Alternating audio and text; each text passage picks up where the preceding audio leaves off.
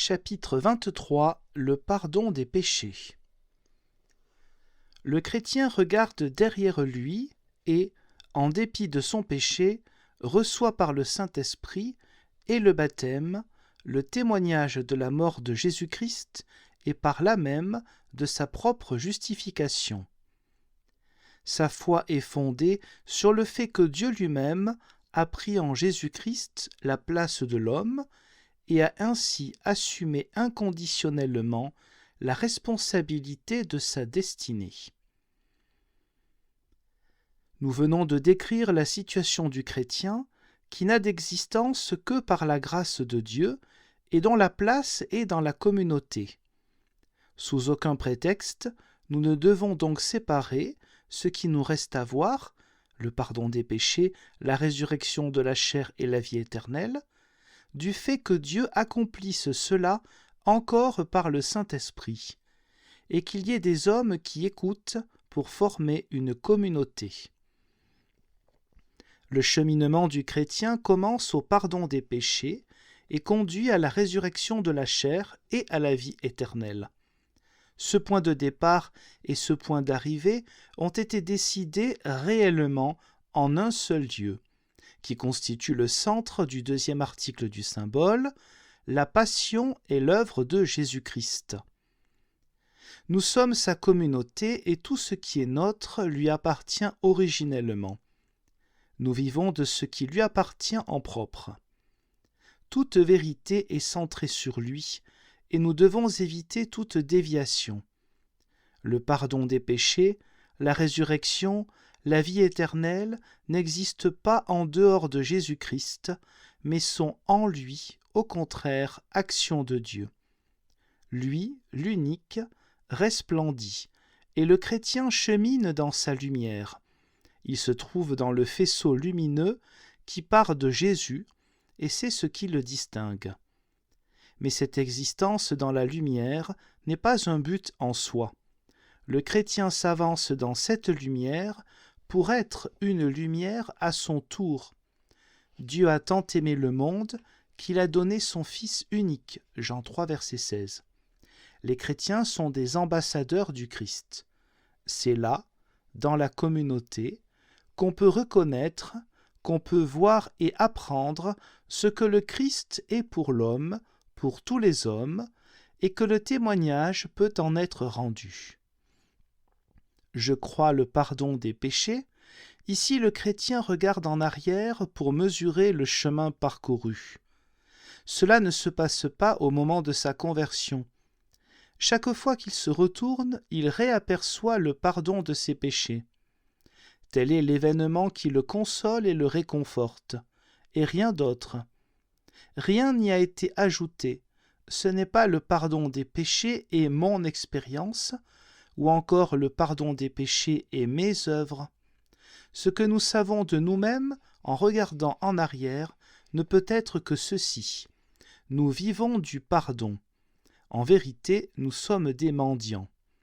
Si tout ce qui est derrière nous est constitué par le pardon des péchés, cela signifie qu'un jugement a été porté sur notre vie. En tout cas, il ne saurait être question de mérite, comme par exemple celui de la reconnaissance, qui consisterait à offrir toutes sortes de choses au bon Dieu.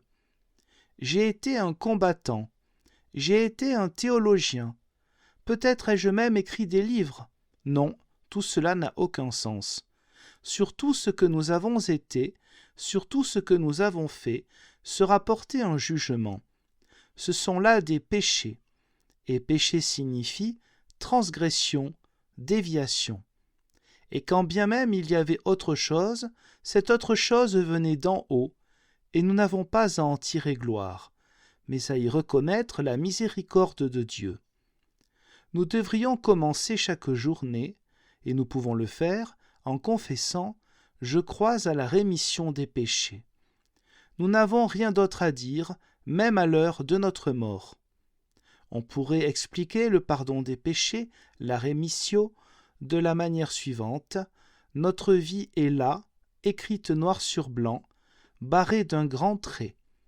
Elle ne vaut pas mieux que d'être biffée et, Dieu merci, elle est biffée. Malgré mon péché, je puis recevoir le témoignage que mon péché n'est pas porté à mon compte. Je ne puis m'en décharger moi-même. Péché signifie perdition éternelle de l'homme. Comment serait-il possible de nous en délivrer nous-mêmes? Que j'ai péché, cela revient à dire que je suis un pécheur. En face de cela et malgré cela, il y a le témoignage du Saint-Esprit, le témoignage de la parole de Dieu, écoutée, et le témoignage du baptême.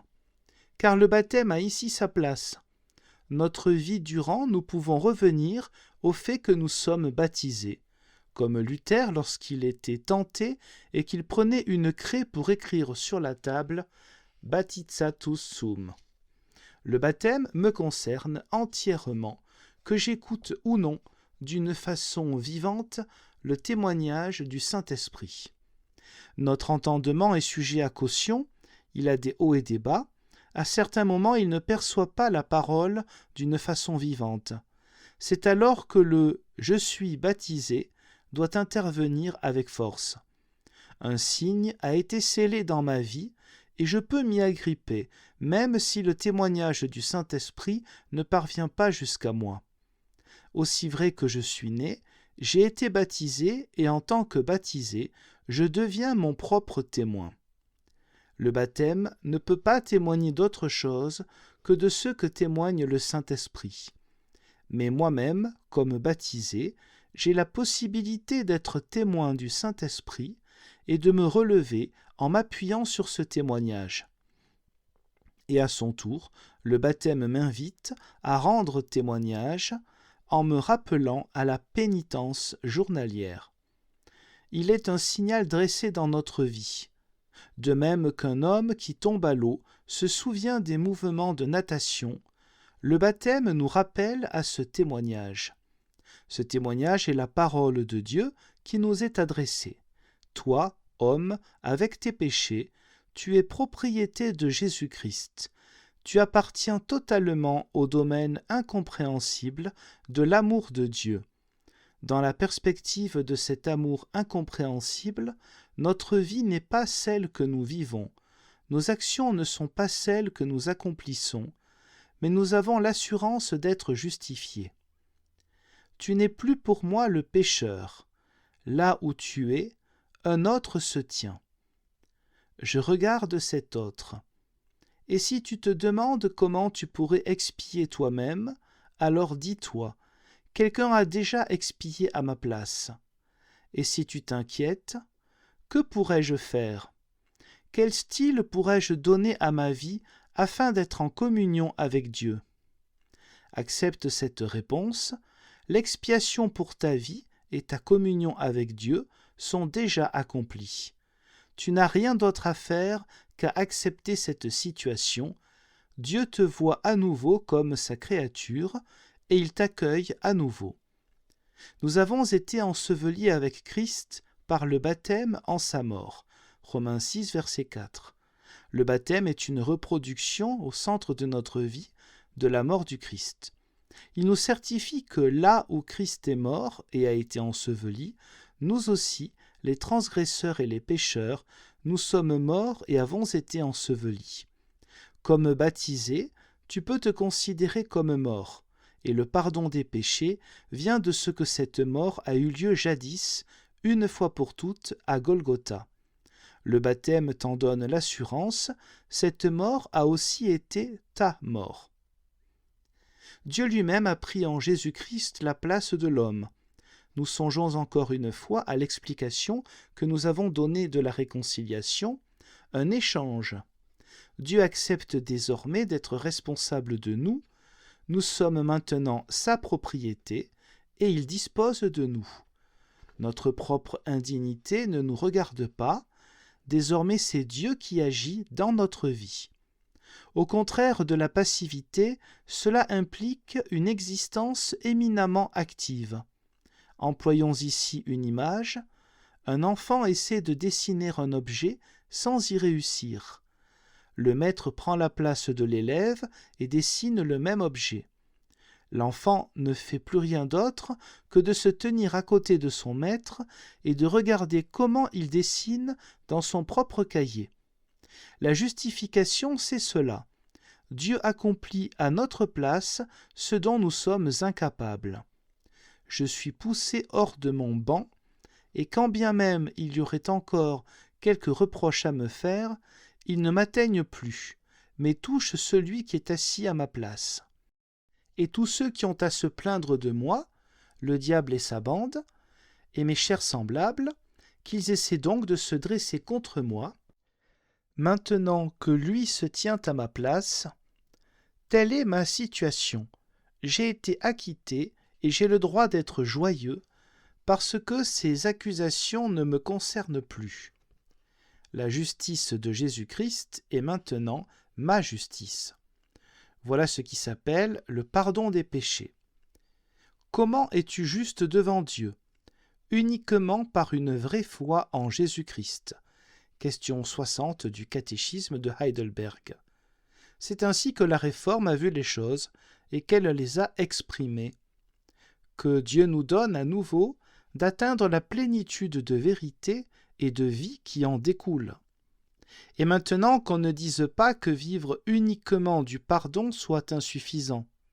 Cette objection a déjà été élevée contre le credo et plus spécialement contre les réformateurs. Quelle folie! Comme si le pardon des péchés n'était pas justement la chose unique dont nous vivons, la force de toutes les forces. N'exprime-t-il pas tout? C'est justement lorsque nous savons que Dieu est pour nous, qu'il a pris notre parti, que nous sommes responsables dans le vrai sens du mot. Ce n'est qu'à partir de là, et uniquement de là, qu'il peut y avoir une éthique et que nous avons un critère du bien et du mal. Vivre du pardon ne signifie donc nullement passivité, mais bien vie chrétienne en pleine activité. Qu'on décrive cette vie comme une grande liberté ou une discipline stricte, comme une piété ou une mondanité, comme une morale privée ou une morale sociale, qu'on la place sous le signe de l'espérance ou de la patience quotidienne, dans tous les cas, elle procède uniquement du pardon. C'est à propos du pardon que le chrétien se sépare du païen et du juif. Le pardon des péchés, la grâce, voilà la pierre de touche. Tout ce qui est autre n'est pas chrétien. C'est la mesure à laquelle nous serons mesurés. Un jour, le juge nous questionnera: as-tu vécu de la grâce ou bien t'es-tu créé des dieux? Tu as peut-être voulu devenir Dieu toi-même? As-tu été un serviteur fidèle qui ne tire vanité de rien? Si tu l'as été, tu seras admis, car alors tu auras été certainement charitable et tu auras pardonné à ceux qui t'ont offensé. Tu en auras certainement consolé d'autres et tu auras été une lumière. Alors tes œuvres auront été certainement de bonnes œuvres, des œuvres qui découlent du pardon des péchés. Le problème des œuvres évoque le juge, au-devant duquel nous nous rendons.